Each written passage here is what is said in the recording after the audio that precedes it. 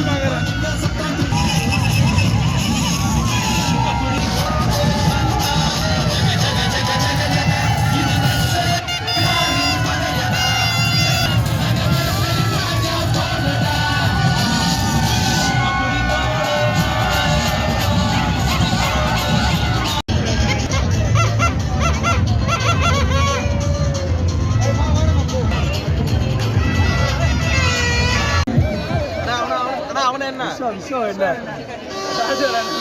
Phone அடிப்பாரு.